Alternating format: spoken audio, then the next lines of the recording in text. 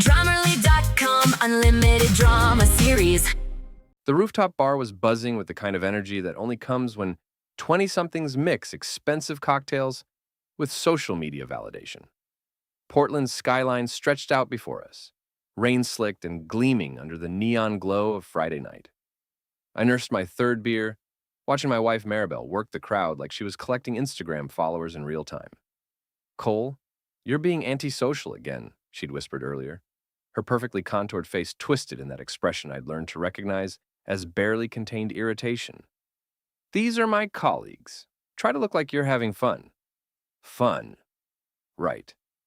Watching a bunch of influencer marketing vultures discuss engagement rates while pretending their lives weren't built on selling overpriced skincare to teenagers. I'm a software QA analyst. I find bugs for a living. The irony wasn't lost on me that I was surrounded by the biggest bugs of all. "Truth game," Sienna Clark's voice cut through the ambient chatter like a knife through butter. Maribel's best friend since college, Sienna had the kind of sharp beauty that made men stupid and women nervous. She was holding up a bottle of expensive vodka like it was a trophy. "Come on, everyone, let's make this interesting." The crowd gathered in a loose circle on the outdoor couches. I found myself wedged between some guy named Brad, who wouldn't shut up about his crypto portfolio, and Maribel, who was already 3 cosmos deep and giggling at everything. "The rules are simple," Sienna announced, her green eyes scanning the group with predatory precision. "Truth or dare, but with consequences. Lie and you drink. Refuse a dare, and you drink twice." The game started innocently enough. Someone admitted to sliding into their ex's DMs. Another confessed to buying fake followers. The usual millennial sins that felt scandalous after enough alcohol. Then, Sienna's turn came around again. "Truth," she said, locking eyes with me across the circle.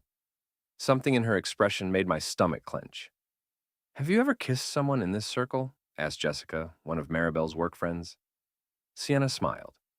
It wasn't a nice smile. "Not yet," she said, rising from her seat with fluid grace. "But that's about to change." Before I could process what was happening, she was moving toward me. Before I could react, her hands were on my face. Before I could protest, her lips were on mine. The kiss lasted maybe 3 seconds. It felt like 3 hours. The rooftop fell silent except for the distant hum of traffic below. I could feel every pair of eyes burning into us. I could hear Maribel's sharp intake of breath, the kind that comes right before a scream. And then she did scream. "What the hell, Sienna?" Maribel's voice cracked like a whip. She was on her feet, trembling with rage, her face flushed red beneath her carefully applied makeup. "What is wrong with you?" Sienna stepped back from me, completely calm. She smoothed down her black dress and picked up her drink, taking a slow sip while everyone stared. "I only did what you did first," she said quietly. The words hung in the air like smoke. I felt something cold settle in my chest. "What are you talking about?" Maribel's voice was higher now, desperate. "I didn't kiss anyone." Sienna reached into her purse and pulled out her phone. The screen was bright in the dim lighting of the rooftop bar. "Location services are wonderful, aren't they?" she said conversationally. "Especially when you're sharing them with someone you trust, like your best friend." She held up the phone so the circle could see. "Here's Maribel at the Marriott downtown. Tuesday afternoon, same time as Landon," she swiped. "Thursday evening, his apartment," while she told me she was at a client meeting. Landon Walsh, Sienna's boyfriend of 2 years.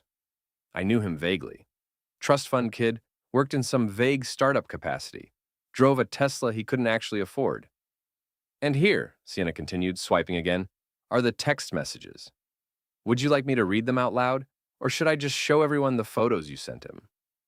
The bottom dropped out of my world. Maribel was making sounds now, not quite words, just desperate noises like a trapped animal. Her hands were shaking so badly, she dropped her drink. The glass shattered on the concrete with a sound like breaking bones.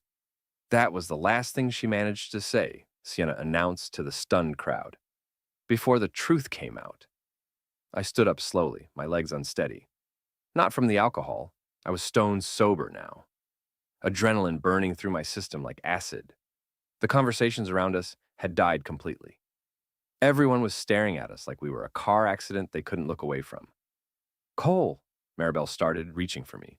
Cole, please, let me explain. I stepped back. Her hand fell short, grasping at empty air. How long? My voice sounded strange to my own ears. Flat, emotionless. It's not what you think. How long? Sienna answered for her. 4 months, since that conference in Seattle. The one where she said she was too busy to call you back. 4 months, a third of our marriage. While I was debugging software and planning our future, she was planning her lies. I turned and walked toward the rooftop exit. Behind me, I could hear Maribel calling my name, her voice breaking. I could hear the murmur of the crowd as they processed what they'd just witnessed. I could hear Sienna's laugh, cold and satisfied. What I couldn't hear was any reason to stay. The elevator ride down felt like descending into hell. My reflection stared back at me from the polished steel doors. Pale, hollow-eyed, looking every bit like the fool I'd apparently been for months. The taste of Sienna's lip gloss lingered on my mouth. Artificial cherry mixed with betrayal. My phone buzzed incessantly. Text after text from Maribel. Cole, please come back. It's not what you think. Let me explain. I love you. Please don't do this. I turned the phone off and shoved it in my pocket. The rain hit me as soon as I stepped outside. Portland's perpetual drizzle that seemed to seep into your bones. I walked without direction, my dress shoes splashing through puddles, my button-down shirt slowly soaking through.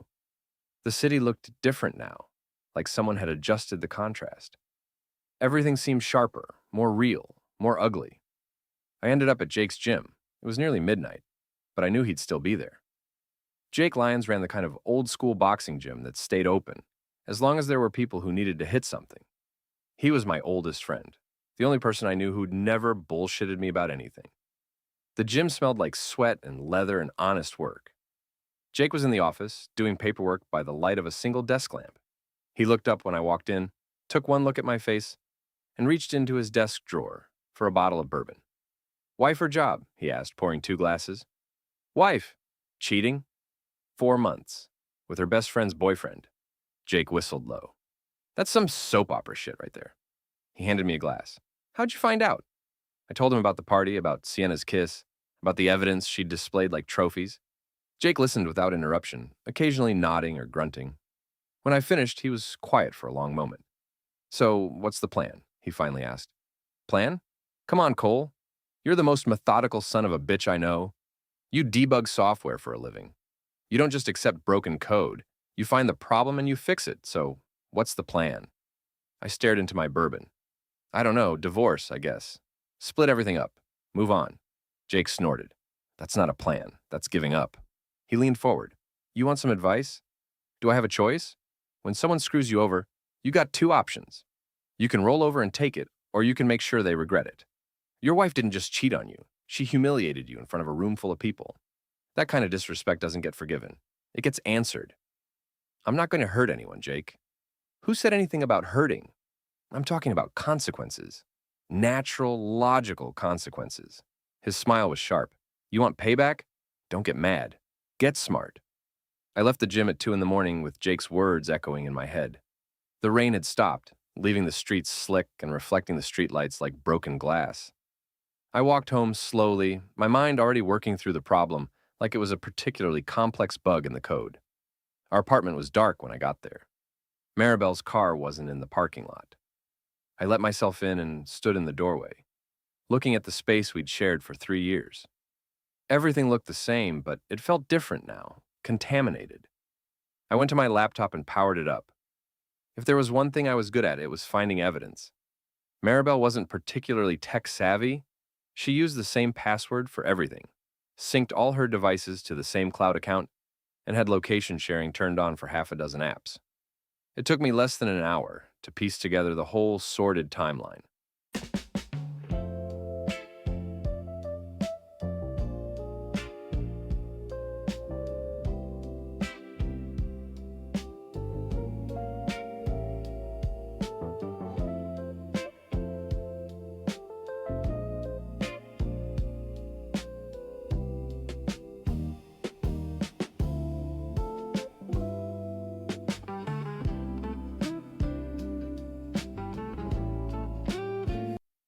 The affair had started exactly when Sienna said, 4 months ago, at a marketing conference in Seattle.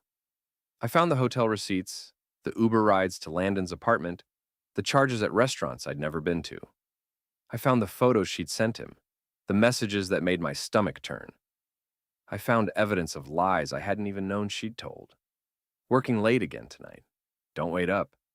She'd been at his place, drinking wine that cost more than my weekly grocery budget. Client emergency. Might have to travel tomorrow. She'd spent the weekend at his apartment while he was out of town, posting Instagram stories from home that were actually taken in his bedroom. Girls' night with Sienna. Probably be out late. Sienna had been in San Francisco that night. Maribel had been with Landon at some upscale hotel downtown. The most damning evidence was in her Google Photos account. Months of pictures she'd never shown me, never posted publicly. Pictures of her and Landon at restaurants, at his apartment, at weekend getaways I thought she was taking with her girlfriends. In every photo, she looked happy. Happier than she'd looked with me in months. I screenshot everything. Every message, every photo, every receipt. I organized it all into folders with timestamps and locations. If I was going down, I was taking the truth with me. My phone buzzed. I turned it back on without thinking. 17 missed calls from Maribel, 12 from various numbers I didn't recognize, probably people from the party, and one text from an unknown number. This is Sienna. We should talk. Tomorrow, 2 p.m., Pioneer Courthouse Square.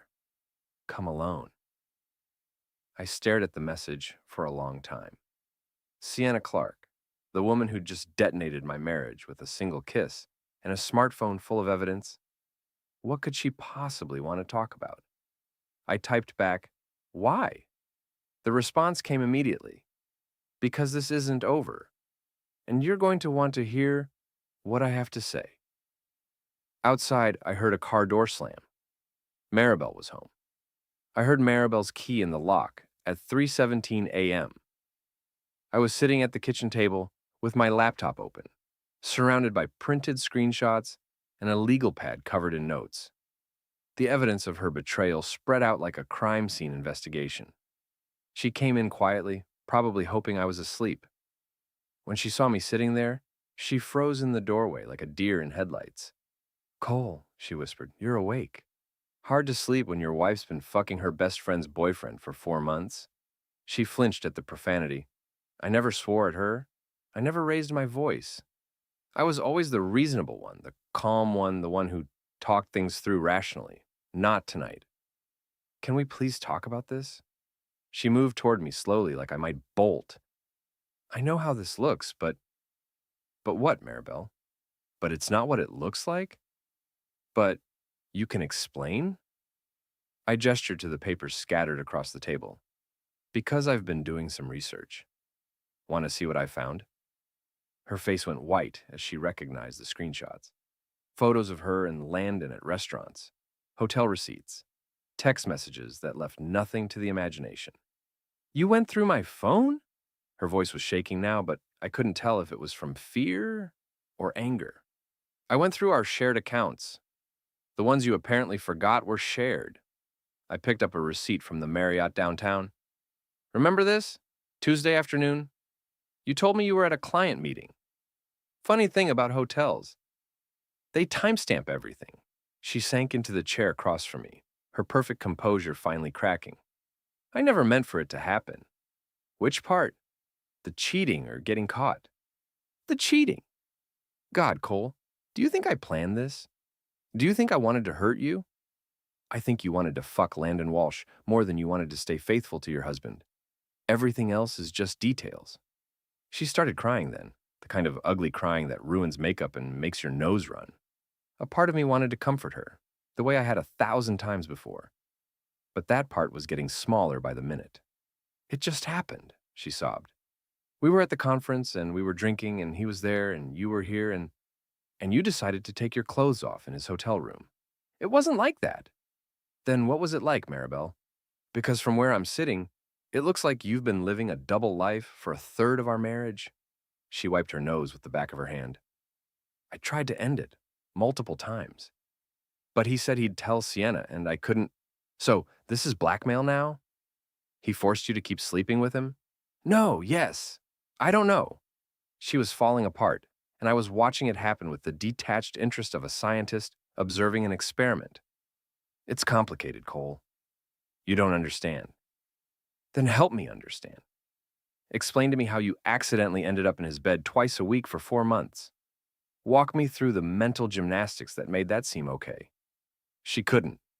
She sat there crying and making excuses that didn't add up to anything resembling sense. Every word out of her mouth made it worse. Finally, I stood up. I'm going to pack a bag. I'll be staying at Jake's for a while. No! She jumped up, grabbing my arm. Please don't leave. We can work through this. We can go to counseling. We can what? Pretend this never happened. Pretend I don't know what you look like when you're happy, and it's not with me? That stopped her cold. I saw the photos, Maribel, all of them. You look happier with him in 4 months than you've looked with me in 2 years. So maybe this isn't the tragedy you think it is. Maybe this is just the truth finally coming out. I pulled my arm free and headed for the bedroom. I saw her get in. I saw everything. Let me explain. Watch more on Grammarly.com. She followed, still talking, still making promises she couldn't keep. I packed methodically. A week's worth of clothes, my toiletries, my laptop charger, the essentials for a life that no longer included her. What about us? She asked as I zipped up the bag. What about our marriage? I looked at her standing there in the doorway of our bedroom, makeup streaked down her cheeks, wearing the dress she'd worn to seduce another man. She looked small and broken and nothing like the woman I'd married. What marriage? I said. You ended that 4 months ago. I'm just making it official. I walked past her toward the front door. She called after me, but I didn't turn around. I had one more stop to make before I went to Jake's. The drive to Landon's apartment complex took 15 minutes.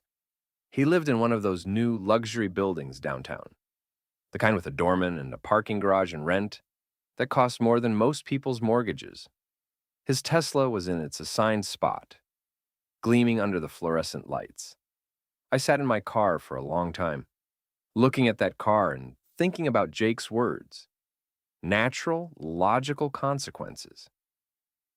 I reached into my glove compartment and pulled out my keys, the house key I wouldn't need anymore. I got out of my car and walked over to his Tesla. The key made a satisfying scraping sound as it traveled from the front bumper to the rear taillight. I took my time, making sure the groove was deep enough to require a full repaint. When I was finished, I pulled out my phone and took a photo. Then I sent it to Maribel with a simple message. Tell Landon this is just the beginning. I drove to Jake's feeling lighter than I had in hours. The first move had been made. The game was officially on. Pioneer Courthouse Square was busy for a Saturday afternoon. Tourists and locals mixed in the usual Portland blend of flannel and fleece, everyone clutching coffee cups and checking their phones. I spotted Sienna immediately. She was sitting on a bench near the fountain, wearing dark sunglasses despite the overcast sky. She looked up as I approached, and I could see my reflection in her lenses. I looked tired. I looked angry. I looked like a man who'd spent the night at his friend's gym, sleeping on a couch that smelled like disinfectant and broken dreams. You came, she said. You said this wasn't over. I'm curious what that means. She patted the bench beside her. Sit. We need to talk. I remained standing. I'm good here. She smiled, the same predatory expression I'd seen at the party. Suit yourself, but you might want to sit down for this. Against my better judgment, I sat. She turned to face me, pulling off her sunglasses to reveal eyes that were bright, with something that might have been excitement. First things first, she said. I'm sorry about last night, the kiss. That wasn't about you. Then what was it about? Revenge. The word hung between us like a loaded gun. See, your wife and I have a complicated history. We've been friends since college, but friendship with Maribel is transactional. She takes what she needs and gives back just enough to keep you around. I'm not interested in your relationship drama, Sienna. You should be, because 3 years ago, Maribel cost me a job, a good job. She told my potential employer that I was unreliable, that I had a drinking problem, that I'd slept with a client. None of it was true, but it didn't matter. The offer was rescinded. I frowned. Why would she do that? Because she wanted the job for herself, and she got it. The job that launched her influencer marketing career, that was supposed to be mine. The pieces were starting to come together, forming a picture I didn't like. So, you've been planning this for 3 years? Not planning, waiting. Waiting for the right opportunity to show her what real betrayal feels like. She leaned closer. When she started sleeping with Landon, I knew I had my chance. You knew about the affair? I helped orchestrate it. Her smile was cold now, all pretense of friendship gone. Who do you think suggested that conference in Seattle? Who do you think made sure they ended up at the same hotel bar? Who do you think has been feeding Landon information about Maribel's schedule for the past 4 months? The world tilted sideways. You set this up. I created the opportunity. They made the choice. She stood up, smoothing down her coat. But here's the thing, Cole. I'm not done. Last night was just the opening move. Maribel destroyed my career, so I'm going to destroy her life. Piece by piece. Starting with her marriage. You already did that. Did I? Because from what I hear, she spent all night begging you to come back. She's going to fight for you, Cole. She's going to try to spin this as a mistake, a moment of weakness, a temporary lapse in judgment. She's going to make you the villain for not forgiving her. I thought about Maribel's tears, her promises, her desperate attempts to explain the unexplainable. So what do you want from me? I want you to help me finish what we started. I want you to help me make sure she loses everything. I'm not interested in being your weapon, Sienna. Even if I told you there's more? Things you don't know yet? Despite myself, I was curious. Like what? She reached into her purse and pulled out her phone. Like the fact that she's been telling people you're abusive, that you control her money, monitor her activities, threaten her when she doesn't do what you want. She showed me a series of text messages. Maribel talking to friends, to coworkers, painting a picture of a marriage that bore no resemblance to reality. He checks my phone constantly. I'm afraid to tell him when I go out. He threatened to leave me if I took that promotion. None of it was true. All of it was damning. She's been building a narrative, Sienna continued, setting up her defense for when this all came out. Poor Maribel, trapped in an abusive marriage, finding comfort in the arms of a man who actually cares about her. My hands were shaking. I clenched them into fists to make it stop. There's more. She's been in touch with the divorce attorney. She's planning to file first, claim emotional abuse, go for half of everything plus alimony. She swiped to another screen. Email exchanges with a law firm. Discussions about asset division and spousal support. She's not the victim here, Cole. She's the predator. And she's been planning to destroy you long before last night. I stared at the evidence, feeling something cold and hard settling in my chest. Not just anger anymore. Something sharper. Something that tasted like revenge. What do you want me to do? Sienna's smile was triumphant. I want you to be smart. I want you to be ruthless. And I want you to help me make sure that when this is over, Maribel Clark has nothing left. She stood up, putting her sunglasses back on. Think about it, Cole. But don't think too long. She's already 3 moves ahead of you. She walked away, leaving me sitting on the bench with my thoughts and the taste of betrayal burning in my mouth. My phone buzzed. A text from Maribel. I've made an appointment with a marriage counselor. Tuesday at 3. Please say you'll come. I stared at the message for a long time. Then I deleted it without responding. The game was changing, and I was finally ready to play. Monday morning brought a new reality. I sat in my cubicle at the software company, staring at lines of code that might as well have been hieroglyphics. My coworkers kept glancing at me, with the kind of careful concern usually reserved for people who might snap at any moment. You look like hell, said Marcus, the guy in the cube next to mine. Everything okay? Just peachy, I muttered, turning back to my screen. The truth was, I hadn't slept more than 2 hours since Friday night. Every time I closed my eyes, I saw Maribel's face, heard Sienna's words, felt the weight of betrayal settling deeper into my bones. My phone buzzed. Another text from Maribel. Please call me. We need to talk. I'd gotten 17 similar messages since Saturday. I'd ignored them all. At lunch, I drove to Landon's office building. He worked for some tech startup that burned through venture capital faster than they could raise it. The kind of place where everyone called themselves entrepreneurs and wore hoodies to board meetings. I didn't have a plan.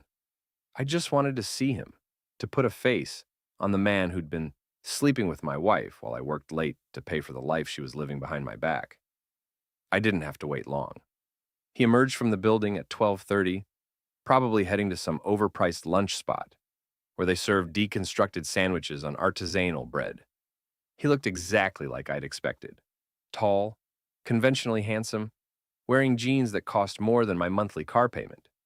He was on his phone, talking loudly about some deal that was going to revolutionize the marketplace. The kind of corporate speak that meant nothing and promised everything. I followed him for 3 blocks, staying far enough back to avoid detection. He went into a trendy bistro, the kind of place where they served tiny portions on enormous plates. Through the window, I watched him order without looking at the menu, the casual confidence of someone who'd never had to check prices. This was the man my wife had chosen over me. This walking cliché in designer jeans and Italian leather shoes. My phone rang. Jake. "Where are you?" he asked without preamble. "Downtown, having lunch." "Bullshit. You're stalking that guy, aren't you?" I didn't answer, which was answer enough. "Get back here, now, before you do something stupid." "I'm not gonna... Now, Cole." I hung up and took one last look at Landon through the restaurant window. He was laughing at something on his phone, probably a message from Maribel. The sight made my stomach turn. I drove back to work, but I couldn't concentrate. Every line of code looked like evidence of my own failures. Every bug I found felt like a metaphor for my marriage, something broken that I should have caught earlier. At 5 o'clock, I gave up and went to Jake's gym. He was training a kid who couldn't have been more than 16, teaching him how to throw a proper jab. "Keep your guard up," Jake was saying. "Always protect yourself. The moment you drop your hands is the moment you get hurt." Good advice for boxing. Better advice for marriage. When the session ended, Jake walked over to where I was sitting on the bench. "You look like you want to hit something," he said. "I want to hit someone." That's a dangerous road, my friend. Once you start down that path, it's hard to find your way back. Maybe I don't want to find my way back. Jake sat down beside me. "You know what your problem is? You're thinking like a victim. You're reacting instead of acting. You're letting them control the narrative. So, what do you suggest?" "I suggest you get smart. You said that Sienna woman has evidence of your wife's lies, right? Use it. You said your wife's been painting you as abusive. Prove otherwise. You said she's planning to take you to the cleaners in divorce court. Beat her to the punch. How? You're a tech guy. You know how systems work. Well, people are systems too. They have vulnerabilities, weak points, places where the right pressure applied at the right time can cause a complete failure." He stood up and grabbed a pair of boxing gloves from a nearby hook. "Put these on." "Jake, I don't want to..." "Put them on." I strapped on the gloves and followed him to the heavy bag. He held it steady while I threw half-hearted punches. "Harder," he said. I hit it harder. Harder. I put my weight behind it, feeling the impact travel up my arms.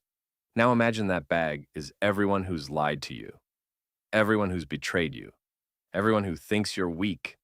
I hit it again, harder this time. "That's your wife, lying to your face for 4 months. Another punch with real force behind it. "That's her boyfriend, laughing about what a fool you are." The bag shook under the impact. "That's everyone at that party, watching your humiliation like it was entertainment."